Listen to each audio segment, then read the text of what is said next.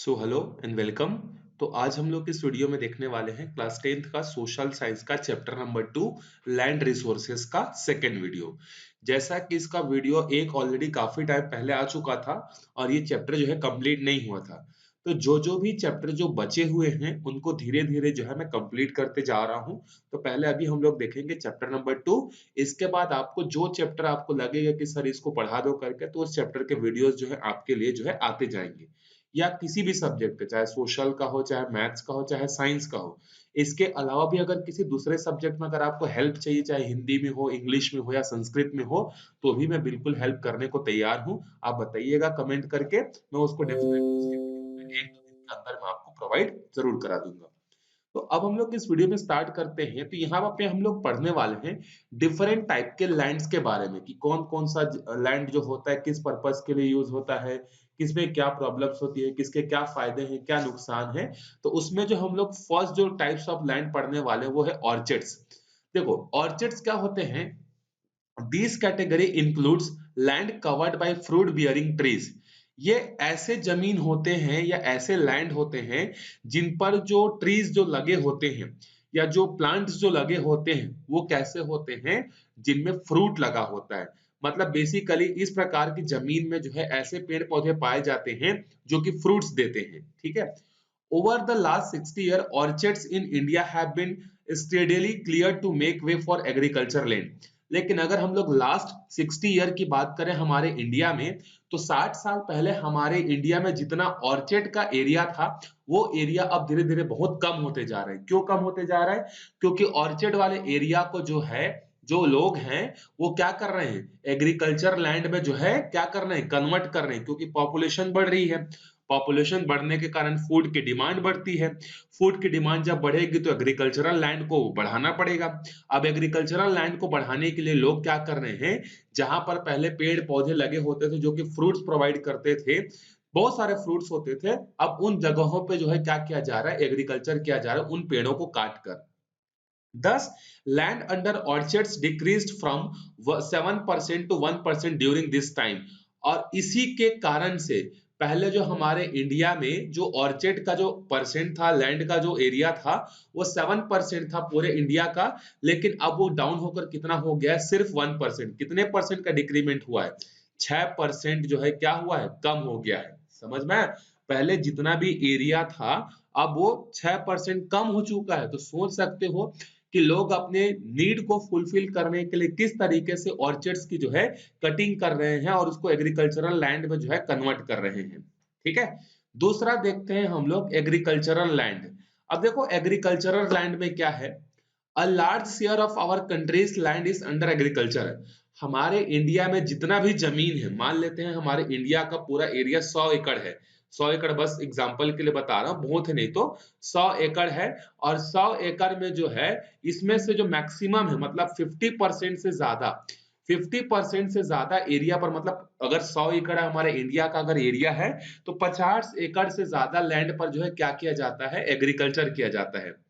The majority of India's population is employed in agriculture, which provides us food, grain and the raw material for industries।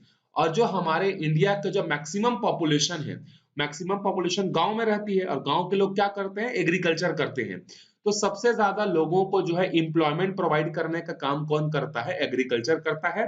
साथ ही साथ ये हमें खाने के लिए ग्रेन्स वगैरह भी प्रोवाइड करते हैं, चावल, गेहूं, मिर्च, धनिया, ये सब प्रोवाइड करते हैं। साथ ही साथ बहुत सारे इंडस्ट्रीज को रन करने के लिए जो रॉ मटेरियल चाहिए होता है, वो रॉ मटेरियल भी जो है हमें एग्रीकल्चरल लैंड से ही जो है मिलता है।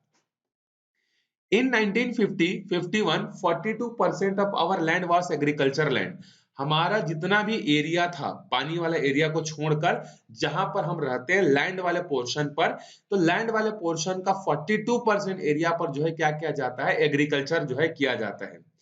Today it is 46%। आज के डेट में, पहले ये 42% था, आज के डेट में ये एग्रीकल्चर वाला जो परसेंटेज है 4% क्या हुआ है, इंक्रीज हो गया है।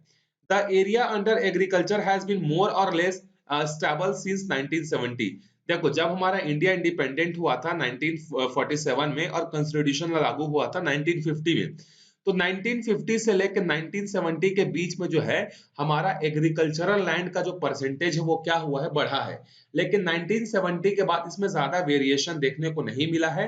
1917 में जितना भी परसेंटेज एग्रीकल्चरल लैंड था उतना ही आसपास आज के डेट में भी है। But due to expansion of irrigation, two and some three crops are cultivated on the same land. लेकिन इरिगेशन फैसिलिटी के डेवलप होने के कारण अब एक ही जमीन पर क्या किया जाता है, 2 से 3 बार जो है फसलें जो है ली जाती हैं। जैसे पंजाब हरियाणा में जो है एक ही जमीन पर 3-3 बार फसल उगाई जाती है।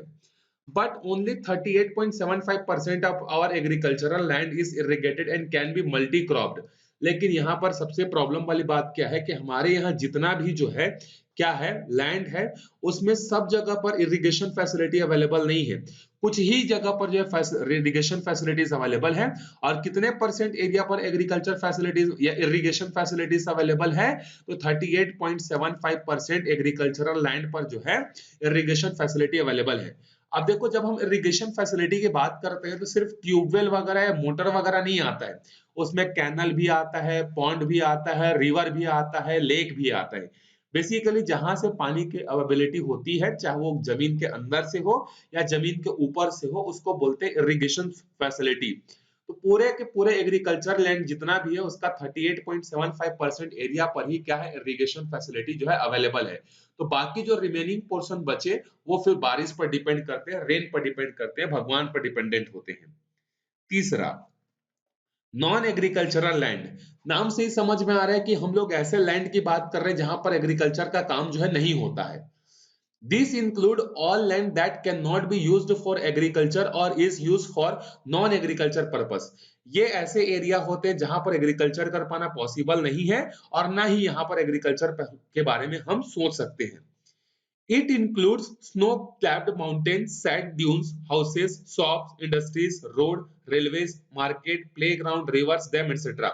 अब इनमें कौन कौन सी जमीनें आती हैं, तो इसमें वो सारी जमीनें आती हैं जहां पर स्नोफॉल होता है। स्नोफॉल मतलब जो माउंटेन वाला एरिया होता है, हिली वाला एरिया होता है, जम्मू कश्मीर, हिमाचल प्रदेश, उत्तराखंड वाले एरिया पर जहां पर जो है क्या होता है, बर्फबारी होती है, स्नोफॉल होता है, तो वहां पर एग्रीकल्चर कर पाना पॉसिबल नहीं है। राजस्थान जैसे एरिया पर जो जहां पर बहुत ज्यादा मात्रा में सेंड होता है वहां पर एग्रीकल्चर पॉसिबल नहीं है।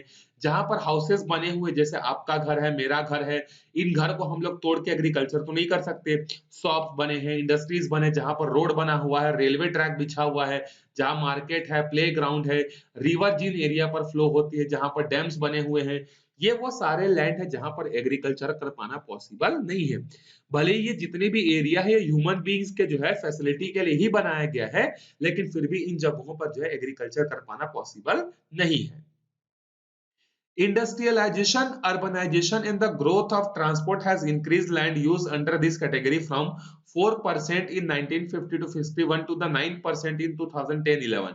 नॉन एग्रीकल्चरल लैंड की अगर बात करें तो 1950s में ये पूरे जो जमीन है उसका सिर्फ 4% था, लेकिन आज के डेट में ये 5% बढ़ चुका है। मतलब सोच रहे हो कि लोग किस रेट से घर बना रहे हैं, क्योंकि पॉपुलेशन बढ़ रहा है। देखो पॉपुलेशन एक अल्टीमेट रीजन है बहुत सारे प्रॉब्लम का। जब पॉपुलेशन बढ़ेगा तो एग्रीकल्चर लैंड कम होगा, इन्वायरमेंट पॉल्यूशन बहुत ज्यादा होंगे, एग्रीकल्चर करने के लिए जमीन कम होगी तो लोगों को फूड नहीं मिलेगा। तो पॉपुलेशन बढ़ने का बहुत सारे नुकसान जो है होते हैं। और इसी कारण से पहले जो नॉन एग्रीकल्चरल लैंड का जो एरिया था वो 4% था, जो कि बढ़कर कितना हो चुका है, 9% हो चुका है। Today, there is growing demand to acquire agricultural land for industrialization and the urban development. What type of land should be acquired for such purpose? What is the right compensation? देखो, इसके अलावा क्या होता है आज के डेट में, जो डिमांड बढ़ रही है किसी भी चीज की, चाहे फूड की हो चाहे ग्रेन्स की हो, वो कहां से पूरा किया जा सकता है, जमीन से पूरा किया जा सकता है। लेकिन जमीन का यूज जो होता है वो इंडस्ट्री को सेटअप करने के लिए भी होता है। तो जमीन की जो डिमांड है, चाहे घर बनाने के लिए हो, चाहे एग्रीकल्चर करने के लिए हो, चाहे इंडस्ट्री बनाने के लिए हो, हर चीज के लिए हमें जमीन की जरूरत जो है पड़ती है। और इसी कारण से इसका जो डिमांड है वो काफी ज्यादा क्या होते जा रहा है, बढ़ते जा रहा है। तो जैसे गवर्नमेंट को एक नया सड़क बनाना है, रेलवे ट्रैक बिछाना है, कुछ गवर्नमेंट का काम करना है, तो जमीन का क्या करता है, एक्वायर करता है लोगों से। और जमीन का जब एक्वायर करता है तो उनको कंपनसेशन जो है इनको देना पड़ता है। जैसे मान लो आपके गांव में एक खेत है, आपका 2 एकड़ का खेत या 1 एकड़ का खेत है, यहाँ पर सरकार ने बोला कि हम यहाँ से कैनल पास करेंगे, तो अब आप सरकार के अगेंस्ट तो जा नहीं सकते, तो यहाँ पे कैनल्स तो बनाना पड़ेगा, तो आपकी जमीन को वो ले लेंगे, आप नहीं चाहोगे तो भी ले लेंगे, और आपके जमीन के लेने के बदले वो क्या करेंगे, आपको थोड़ा बहुत पैसा जो है दे देंगे, ठीक है। These question are a matter of national debate, लेकिन जब किसानों को आपका जमीन लिया जाता है किसानों से, तो उनको जो रिटर्न मिलता है उस जमीन के बदले में पैसा जो मिलता है बहुत ही कम मिलता है, जो कि नेशन में डिबेट करने के लायक क्वेश्चन है कि किसानों से जमीन अगर लिया जा रहा है फार्मर से, तो उनको कितना कंपनसेशन दिया जाए। आजकल बहुत कम कंपनसेशन दिया जाता है और सब चीजें जो है जमीन जो है क्या कर जाती है, एक्विजिशन जो है या एक्वायर जो है कर ली जाती है, लेकिन किसानों को ज्यादा कंपनसेशन देने की जो है जरूरत है। If fertile multi-cropped land is acquired, there is the bound to be a negative impact on food grain production and the country's food security. अगर मान लो ये जो आपका जो जमीन है जहां पर गवर्नमेंट जो है एक कैनल बनाना चाहती है, ये लैंड जो था पुराना वाला आपके पास जो था, वो लैंड क्या था, बहुत फर्टाइल था, यहाँ पर आप 2 बार एग्रीकल्चर करते थे और बहुत सारा फूड ग्रेन्स जो है उगाते थे, जिससे आपके फैमिली को भी कोई प्रॉब्लम नहीं होता था, मार्केट में आप बेचते भी थे। लेकिन अगर सरकार इसी तरीके से गवर्नमेंट अगर जमीनों का जो है एक्विजिशन करता रहेगा और फर्टाइल लैंड को ऐसे ही सड़क बनाने के लिए, रेलवे ट्रैक बनाने के लिए अगर यूज करता रहेगा, तो क्या होगा, फूड का शॉर्टेज हो जाएगा, और फूड का शॉर्टेज होगा तो हमारे यहाँ फूड सिक्योरिटी की प्रॉब्लम जो है अराइज हो जाएगी। It is therefore important to acquire only less fertile land for non-agricultural use. इसलिए जरूरत क्या है कि हम ऐसे जमीनों का एक्विजिशन करें जो कि क्या है, कम फर्टाइल है, क्योंकि फर्टाइल जमीन को लेंगे तो एग्रीकल्चर नहीं होगा, एग्रीकल्चर नहीं होगा तो हमारे इंडिया के सारे लोगों को जो है खाना नहीं मिलेगा, और खाना नहीं मिलेगा तो गवर्नमेंट के सामने प्रॉब्लम आ जाएगी भाई, जिसको हम लोग क्या बोलते हैं, जिसको बोलते हैं फूड सिक्योरिटी। फूड सिक्योरिटी का मतलब होता है लोगों को फूड जो है प्रोवाइड करना, लेकिन अगर फूड ही सफिशिएंट अमाउंट में नहीं प्रोडक्शन होगा तो कहां से प्रोवाइड करेंगे। How much compensation should farmer be paid for land acquired from them, किसानों को कितना पैसा देना चाहिए उनका अगर जमीन लिया जाता है, ये सबसे बड़ा जो है क्वेश्चन है। Changing land use make acquire land many times more expensive, but farmers are compensated only on the basis of agriculture land price. Government जो होते हैं किसी भी फार्मर के जमीन को जब लेते हैं, तो उस जमीन की जो प्राइस होती है वो सिर्फ और सिर्फ उनको एग्रीकल्चर के बेसिस पर जो है दिया जाता है, बहुत कम दिया जाता है। अगर आपसे 1 एकड़ गवर्नमेंट ले रही है तो 1 एकड़ के बदले आपको 1 लाख रुपए के आसपास ही मिलेगा, उससे भी कम पैसा मिलता है। जबकि आप उसी जमीन को किसी दूसरे आदमी को बेचोगे तो हो सकता है आपको 20-25 लाख रुपए मिल जाए। तो यहाँ पर गवर्नमेंट के कारण से किसानों को, फार्मर्स लोगों को कई बार क्या होता है, प्रॉब्लम भी जो है होता है, लेकिन बेचारे कुछ कर नहीं पाते हैं। ठीक है। नेक्स्ट है फैलो लैंड। फैलो लैंड का मतलब क्या होता है, देखो, farmers often leave their less fertile land fallow so that the land can recoup its fertility. कई बार फार्मर क्या होते हैं कि एक ही जगह पर बार बार एग्रीकल्चर करते रहते हैं, तो उस जमीन की फर्टिलिटी कम हो जाती है।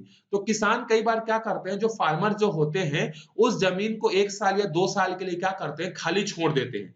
खाली छोड़ने से फायदा क्या होता है कि उस जमीन की फर्टिलिटी जो है फिर से रिटर्न बैक होने लगती है। Fallow land can be divided into 2 category, current fallow and old fallow. लेकिन ये जो फैलो लैंड है इसको भी 2 पार्ट में डिवाइड किया जा सकता है, करेंट फैलो एंड ओल्ड फैलो। अब देखो करेंट फैलो क्या होता है, करेंट फैलो में वो लैंड आता है जिसको हमने 1 साल के लिए छोड़ दिया है एग्रीकल्चर ना करने के लिए, किसी भी पर्पस को उसको यूज करने के लिए। जैसे आपके पास कोई जमीन है, आपने उसमें बार बार कई सालों से एग्रीकल्चर करते आ रहे हो, तो उसके कारण से उसकी फर्टिलिटी डाउन हो गई, तो आपने इसको क्या किया, 1 साल के लिए छोड़ दिया खाली, इस पर कोई एग्रीकल्चर नहीं किया। तो जब हम किसी लैंड को 1 साल के लिए फ्री छोड़ देते हैं तो वो कहलाता है करेंट फैलो। लेकिन अगर यही जमीन को 2 साल 3 साल 4 साल के लिए अगर छोड़ दें तो वो कहलाता है ओल्ड फेलो। और कई बार क्या होता है, ओल्ड फेलो जो होता है उसमें जब हम लोग कल्टीवेशन नहीं करते हैं तो उसके कारण से अब वो धीरे धीरे क्या होने लगता है, बैरन लैंड में जो है कन्वर्ट होने लगता है।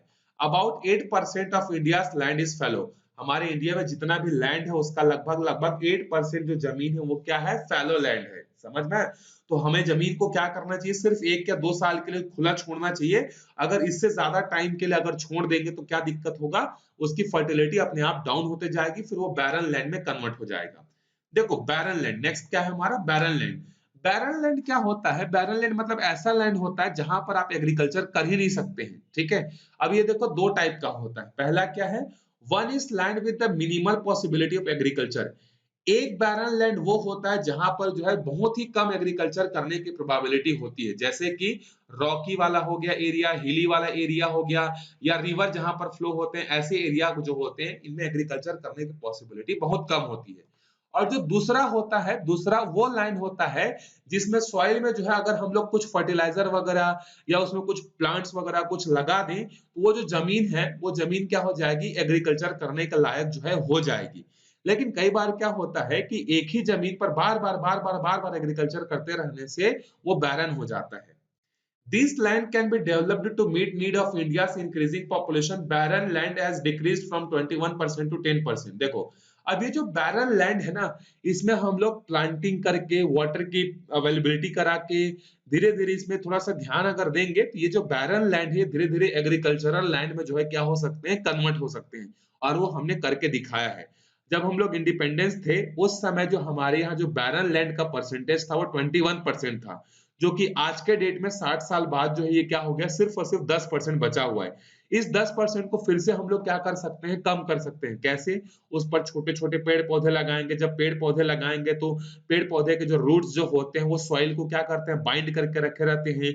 उसके रूट्स में पाए जाने वाले जो बैक्टीरिया होते हैं वो लैंड को क्या करेंगे, फर्टाइल करने में अपना कंट्रीब्यूशन करेंगे, जिसके कारण से वो लैंड फिर से क्या हो जाएगा, फर्टाइल हो जाएगा, बैरन लैंड से फिर से एग्रीकल्चर करने लायक हो जाएगा।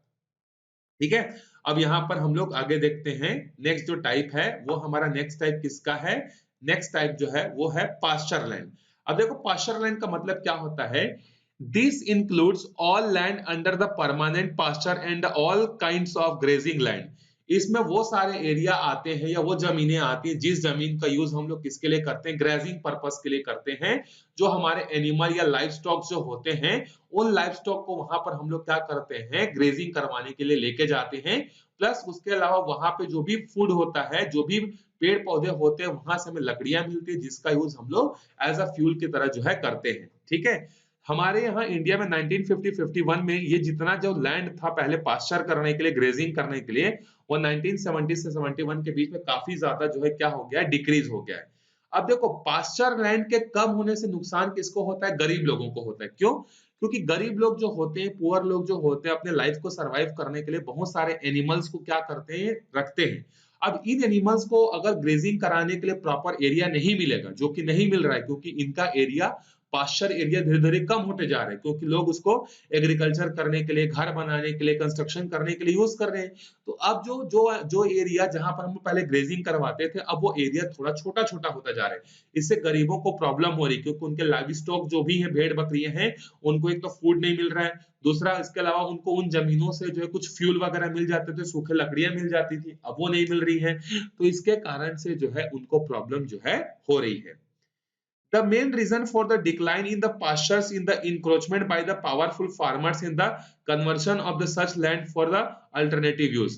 अब देखो पास्चर लैंड की कमी का सबसे बड़ा रीजन क्या है, जो ग्रीडी जो फार्मर्स होते हैं वो अपने जमीन को बढ़ाने के लिए, अपने जमीन के एरिया को बढ़ाने के लिए क्या करते हैं, ये जो हमारा जो पास्चर लैंड होता है इसका इंक्रीचमेंट करना चालू कर देते हैं। ठीक है।